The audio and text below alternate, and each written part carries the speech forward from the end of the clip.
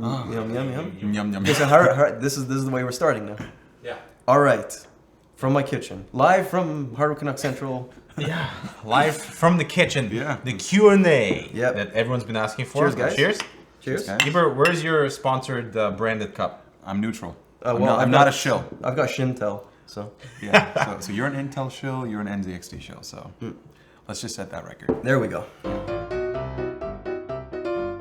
The Z390 Phantom Gaming ITX from ASRock is the perfect compact motherboard to pair with your Intel 9th Gen CPU. With its robust VRM design and higher quality MOSFETs, it's guaranteed for the best overclocking experience, plus you get an M.2 heatsink, next-gen Wi-Fi support, and a higher quality DAC built in. Check it out down below. What's up, guys? I'm Dmitry. We have the whole Hardware Canucks crew over here. We got Michael, we got Eber. Lots of questions have come up about who the hell is this guy? And it's weird because you've been in videos for years. But nobody realized. Nobody realized. Yeah. So, Mike, who are you? What do you do? So basically, I've been around since 2006 when Hardware Canucks first started. Before we started a YouTube channel, it was just a forum. And I started posting reviews on the Hardware Canucks website. And it basically moved from there. I've been behind the scenes that you guys know since you guys started at Hardware Canucks on the YouTube side. He shoots all the B-roll, by the way, if you're wondering. I go from Bulgaria to Toronto and now just here in Montreal. And I Spends a lot of money on flights, which is not easy. Yeah. So, I know, expense to the company though. It did start in 2006 and the YouTube side of this, I think we started in 2008. 2008. Yeah, 2008. That's the channel. Yeah. And I've been behind the scenes doing everything from benchmarking to some script writing and doing a lot of the behind the scenes items so these guys can focus on doing creative stuff and doing cool stuff. So that's where I've been spending a little bit more time on camera lately, so I'm still getting used to it. We're training him. Yeah. With a whip. He's getting a lot better though. Now, there were been questions about Eber and like how did he start, and this is an interesting story because we were looking to expand the creators for Hardware Canucks, and this is the time when I was living in Toronto, and I was looking for local creators, looking to see who's around that isn't super far away, who has talent, has potential. And when I saw your videos, I was like, my God, this guy is amazing. He's got an incredible voice, but he was never on camera, so I never knew what he would look like. I think he was reading children's stories at the time. Right? Children's stories?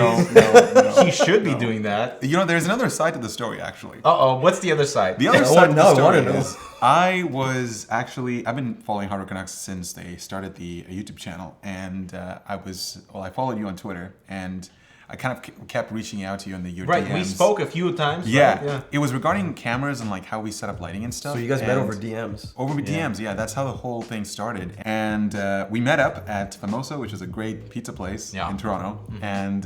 And then the rest is history. And now Eber is legit. Yeah, baby. Yeah. And we're all legit because of him too. So I know that a lot of you guys were asking what the history is, and that's like the broad history of how these guys met. Who I am. I'm still one of the principal owners of Hardware Canucks, and along with Dmitry now too. We reached out to you guys and you asked a lot of questions, and that's what we sort of want to get through here. So we're going to be going through this in a random form. We did pick some questions, so I'm going to let Dmitry, he picked out one of them. Okay, so I have a question for you guys. Okay. What do you most look forward to in 2020? New year, new opportunities. Well, personally, I'm really excited to start building out the space that we're going to be renting. It's going to give us a great collaboration opportunity for us and potentially for other creators too. so I'm looking forward to collaborating with other creators on the platform and kind of start a series, so that would be something that I'm looking forward to. Just collaboration projects, not just tech, but something that people can relate to. So yeah.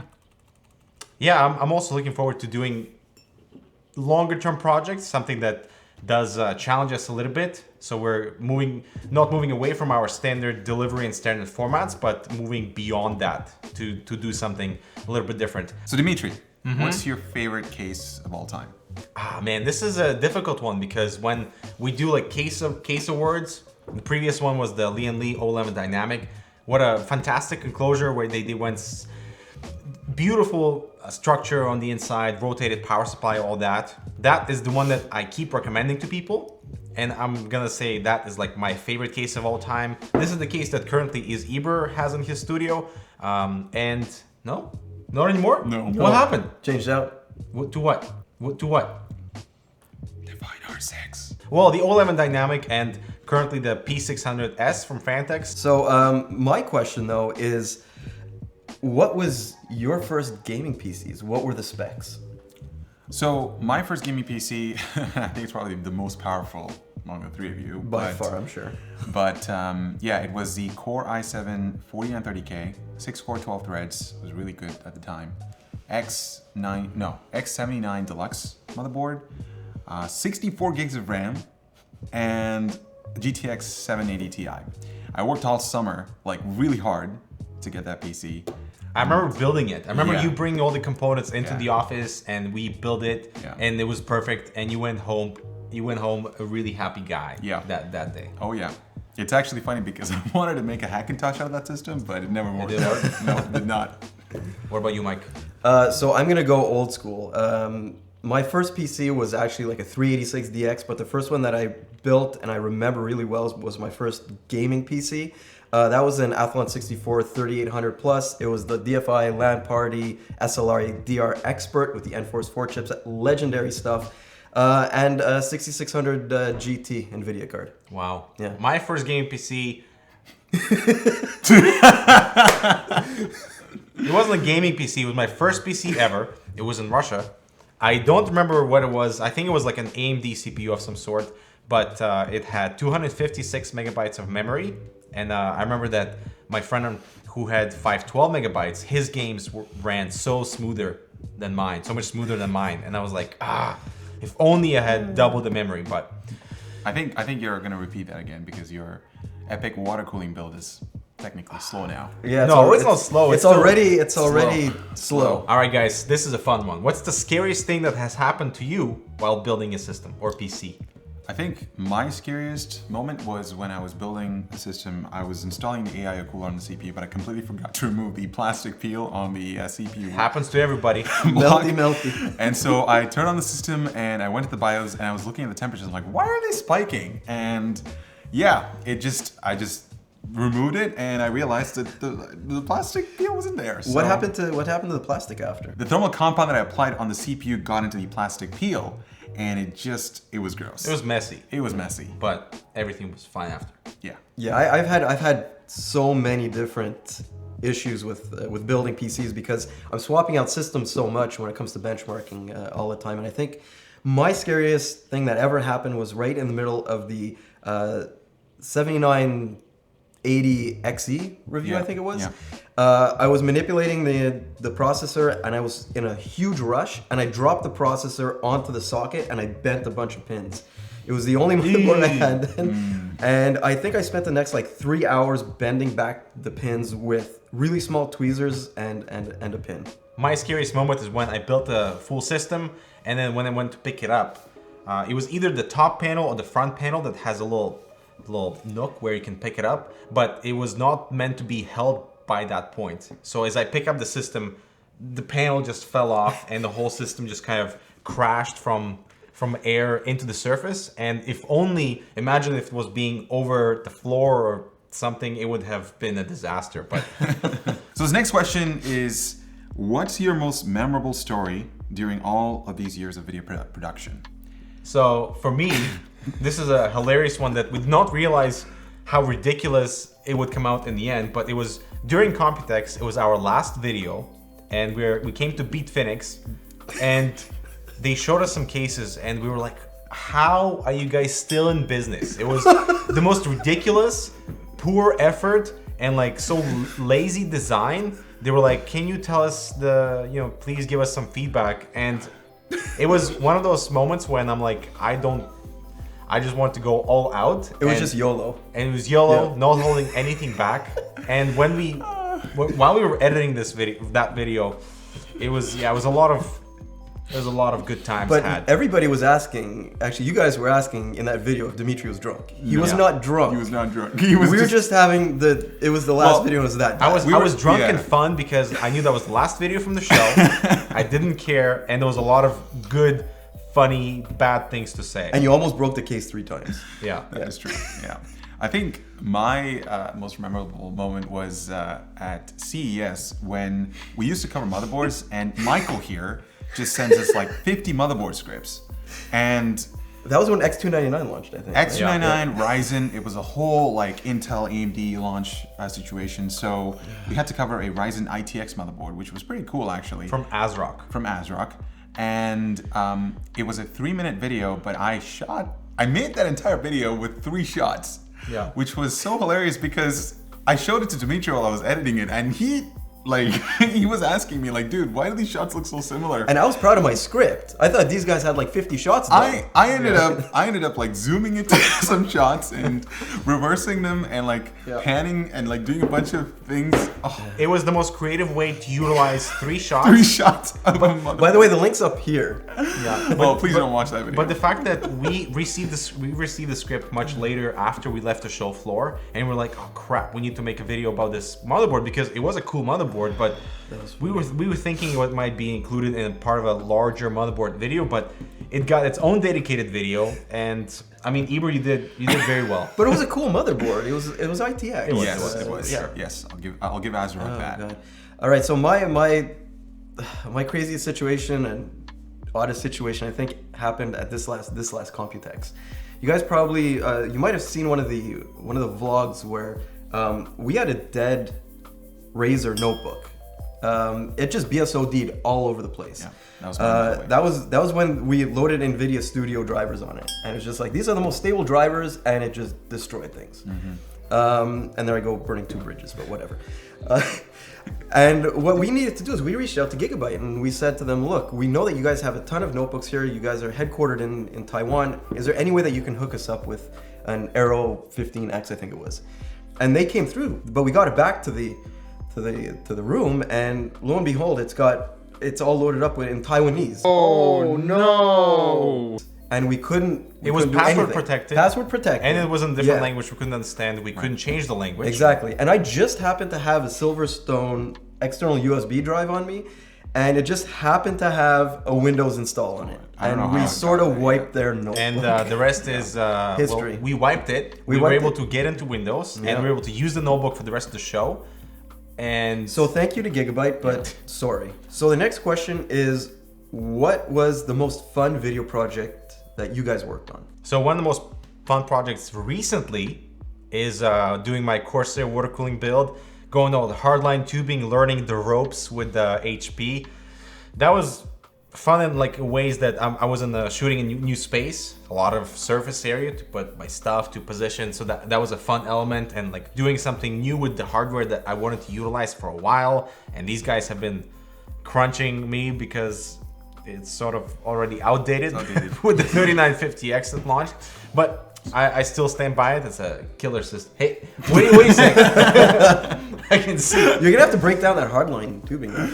Well, it's gonna be at least with me for the next 6 months because it's just such a good system. I think one of my favorite projects to work on was the Lenovo video where we had to build like a outdoor projector screen outside. Yeah, that was fun. We had like you over and we had Snows over, and the whole process of building the screen outdoors, just like having a good time gaming, watching videos. Yeah, we cooked delicious burgers afterwards. Yeah, it was definitely an awesome experience doing that, and I really enjoyed that. So I'm actually gonna break things up a little bit. I'm not gonna answer the question because I don't film. I'm gonna ask you guys, other than YouTube, what do you do with your spare time? Ooh. I told you I'd bring something way out of context. I have a few hobbies like painting pottery. So that's like taking a cup that is something like this, but it's plain white, and you go in with proper pottery paint and they fire it up. You design yourself. I do that. I listen to podcasts. I cook. Go for walks. His scrambled eggs are really good. He's been making them for us. Yeah. I'm actually going to start using that in my morning routine. But what do I do during my spare time? I listen to music, I cook, and I also watch TV shows. Watch TV shows, and like during the summer, I definitely wash my car a lot. You wash your car? Yep.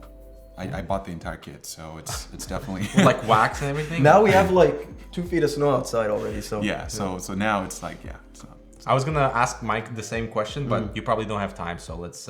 You probably don't have time on your hands for spare time. No, I love cooking. It's the way I get away from work and from everything else that might be going on.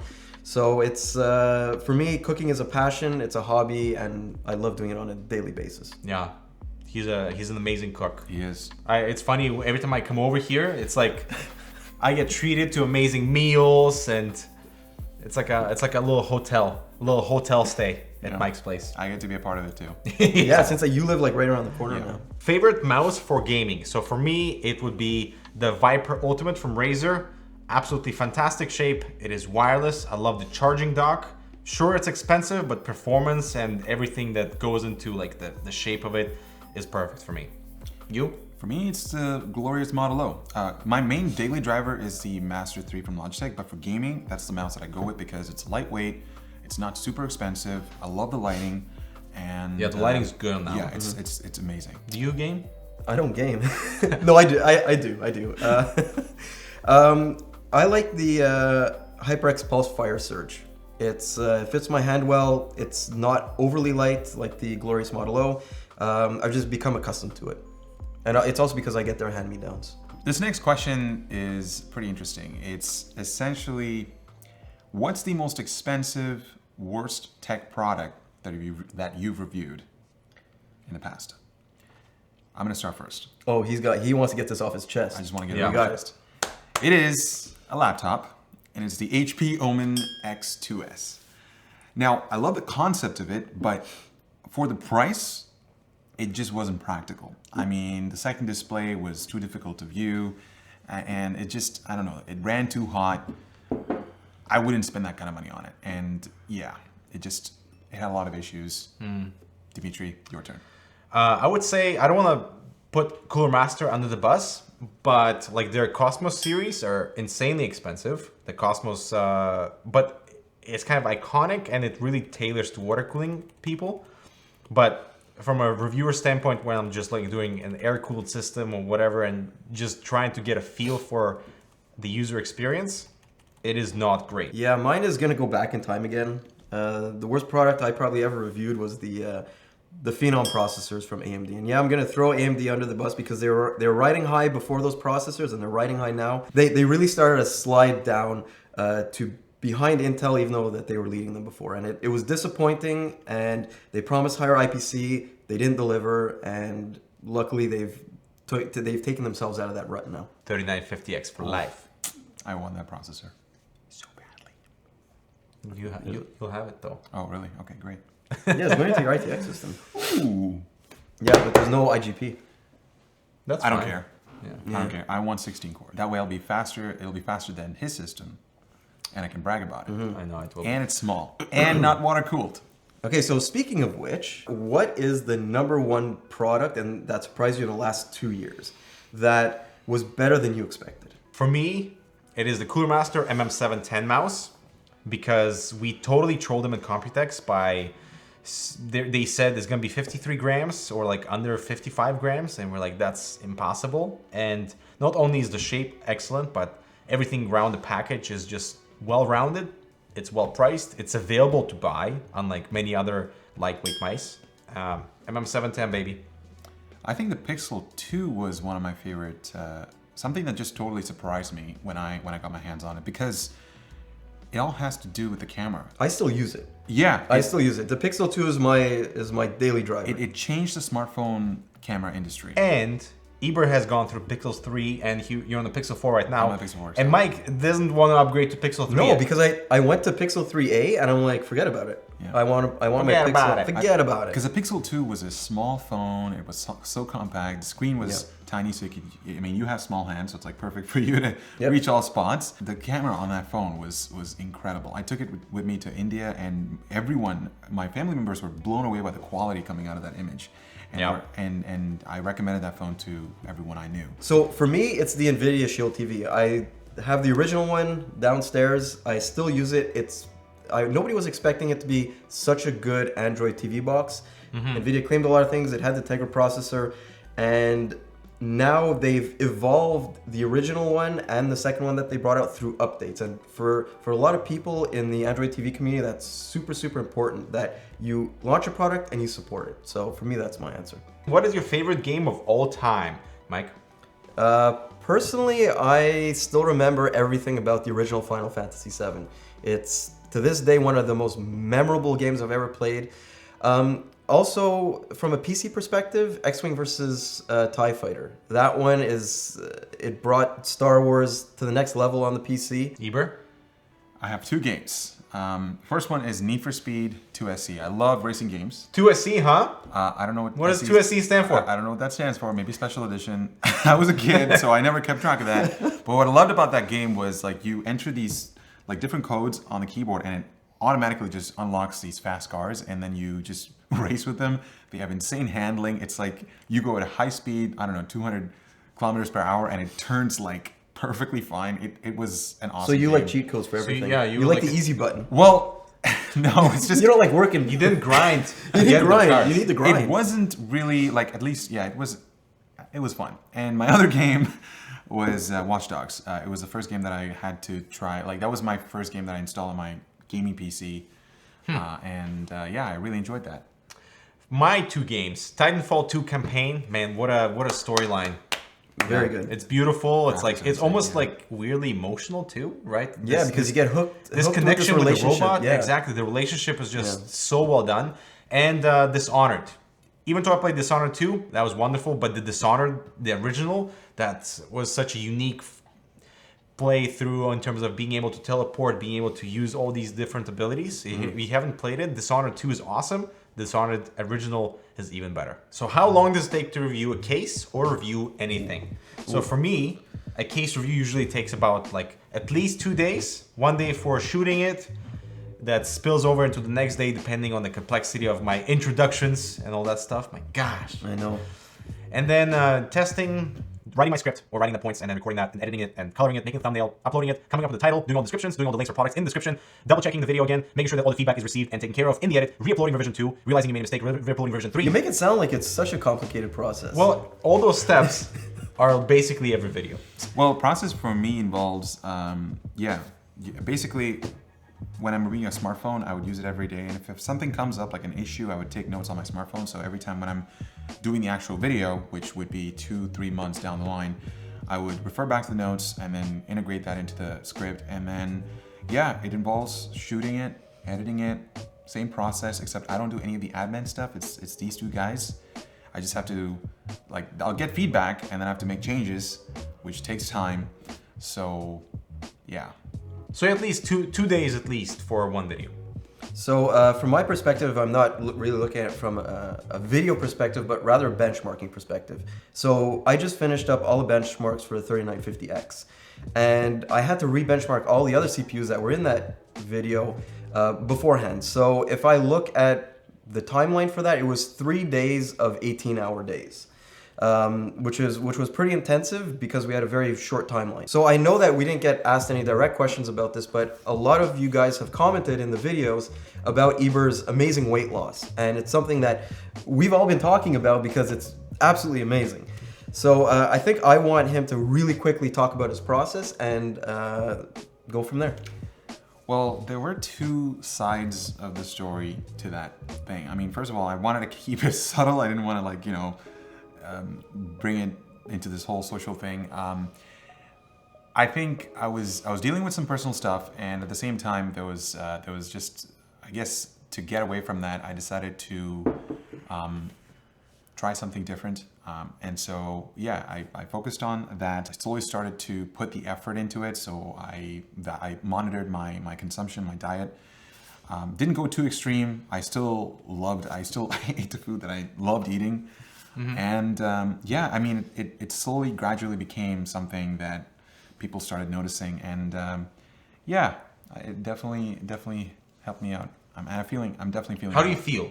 A lot better, or I feel better. So yeah, yes, that's the way to go. So talking about like healthy food, somebody asked us about pineapple on pizza. No. Yes. Yes, No. I had to bring that up. No. Pineapple on It is the most No. Yes, Tell we're us what you Canadian. guys think. Pineapple on pizza, yes or no? See, we are Canadian, but that's the one thing that we know. I will never. It's one of those things where, you know, if you're Canadian, you gotta hate Nickelback. Well, you gotta hate Celine Dion. Man, Celine Dion, okay? The best soundtrack in Titanic. All right, no questions asked. Okay. Pineapple on pizza. Yes. According to him, Titanic is the greatest movie of all time. Yes. It was the first movie I ever saw in a theater. Actually, In a movie theater. Holy crap, you're that young. Yeah. And Kate Winslet, man. Dmitry, what's the worst case you've ever reviewed?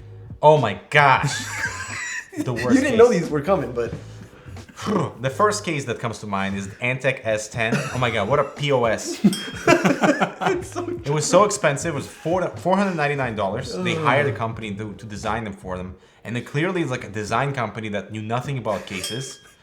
As the fact that you can remember this right now. Didn't they make a off the cuff. promotional video about that thing? Yeah. At CES or Yes, Computex? They yes. had this whole thing on the display. They And it did. was like, It flopped majorly, yes. And another one that comes to mind is the XFX Type 1 Bravo. It was the first case from XFX. It was from 2014, so a while back. But even for those standards, it was so embarrassing, lazy, and just looking back at it, it's kind of a like waste of pixels on the screen now. Like, it was so bad. worst PC case that I've built on. Oh, yes. Be Quiet Silent Base 800. Because, man, I had a tough time mounting a front radiator or a radiator at the front, or at least mounting two fans. It's But you just can't, the worst can you in mechanism. that case? Well, I don't think the case is meant for it, but... No, the case not meant for it. Yeah, we were looking for a specific type of case at that time, which was also, geared for silence. Mm-hmm. But it just didn't fit the criteria. I don't have a case. I only use open test benches most of the time, and my only case is the NZXT H200 right now for an ITX build. So I hope you guys enjoyed the Q&A. This was definitely fun to read through hundreds of questions on all different platforms. So thank you for submitting them. And one thing that we want to bring out is we are going through a bit of a rebranding of like redesigning the Hardware Canucks theme visually. The look of bringing Hardware it Canucks. up to speed. So make sure to not be stunned and surprised when the logo changes, the banners change, and so that you are aware that it's still us publishing videos and not something else. So first of all, we're modernizing the logo a little bit, and the other thing is that we're going to be introducing a few new mascots. We're going to keep the beaver to a certain extent, especially for awards and things like that, but something that's a little bit easier to put on merchandise, because we're thinking about rolling out some merchandise, something we haven't done yet. I'm excited for that, and I have some really good ideas about. It will not be just a plain T-shirt, whatever. It's gonna be something really. Nobody's done that yet, by the way. No, I don't think so. Yeah, I think we spoke. We spoke. Okay. Yeah, but you'll be the one to model it. Yes. Yes. Okay. Oh no. All right. No, it won't be underwear. It won't be underwear. Oh, but everybody's gonna ask now for the underwear. No. I hope you enjoyed this one. Let us know if you have any other questions that we could answer in the comments below, because obviously this was like too many questions to answer in one video. Fun, yeah. And thanks for watching. We'll talk to you guys in the next video. Bye. Bye. Peace. I'm Mysterious Mike no more. No more. No more. No more. No more. So now You're exposed. Now I go cook outside and minus 12 degrees. Oh my god, let's make The burgers. hamburgers are gonna freeze by the time I take them off the barbecue. Yeah, no, let's just... But I have to shovel first, because I have to get the barbecue. We can, Really? We can just watch him shovel and make burgers for us. I know. We Well, can first of watch all- TV downstairs. Yeah, that's a lot of... Wow, okay. Yeah, I know. All right, good luck. Good luck, man. No, it's okay. We can help. We'll help you out. How? 'Cause you're feeding You're gonna sit here at the door. Yeah, we can help. In No, I spirit. mean, I've got my coat. I've got my gloves. Well, not gloves. No, we need to get you some new gloves. Well, buddy. yes. Yeah. But those will do for now, and I can help you